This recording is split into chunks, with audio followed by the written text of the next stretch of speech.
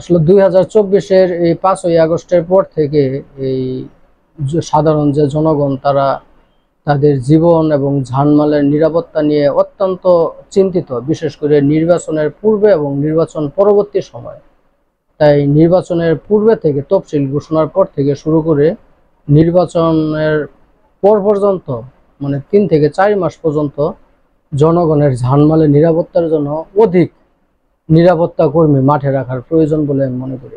যদি নির্বাচন সুষ্ঠু না হয় তাহলে তো জনগণের যে একটা আশা আকাঙ্ক্ষা, যে একটা গণতান্ত্রিক দেশে তারা একটা সুষ্ঠু নির্বাচনের মাধ্যমে ভোট দিতে পারবে, এই যে তাদের মনে একটা আশার সঞ্চার হয়েছে, তাহলে তো তাদের আশা ভেঙে তছনছ হয়ে যাবে। তখন তো তারা আর এই গণতান্ত্রিক বলতে কি এই জিনিসটা তাদের আর তারা উচ্চারণ করতে চাবে না।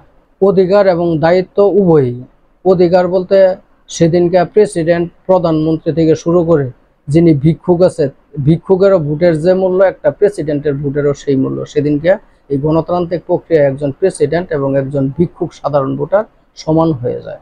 এটা হলো তার একটা অধিকার। এই অধিকারটা অবশ্যই একটা গণতান্ত্রিক দেশে ভোটাররা তারা প্রতিষ্ঠা করতে চায়।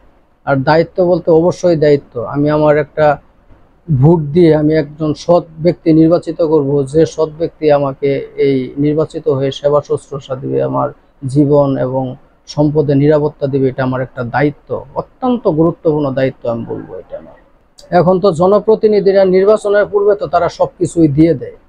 তারা তো বিভিন্ন মিছিল মিটিংয়ে বলে যে আমাকে নির্বাচন করেন, আমি এটা দিব সেটা দিব।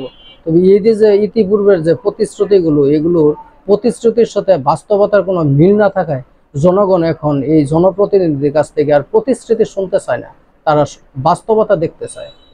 আসলে পুরাতন মুখের যে সবাই খারাপ তা কিন্তু সত্য না। পুরাতন মুখের মধ্যেও ভালো এবং মন্দ আছে, এবং নতুন মুখ যদি আসে তাহলে সে ভালো হবে না মন্দ হবে, এটা তো আসলে আমরা যাচাই বাছাই না করা পর্যন্ত, তার কর্মফল না দেখা পর্যন্ত আমরা পারবো না। তবে যারা পুরাতন আছে, প্রাক্তন আছে, তাদেরকে কিন্তু আমরা চিনি বা জানি যে তারা ইতিপূর্বে কিরকম ছিল, ভালো না মন্দ। তবে নতুন মুখ তো এটা হলো একটা সম্ভাবনা যে সে ভালো হতে পারে, খারাপ হতে পারে, কারণ তাদেরকে তো আমরা চিনি না, জানি না।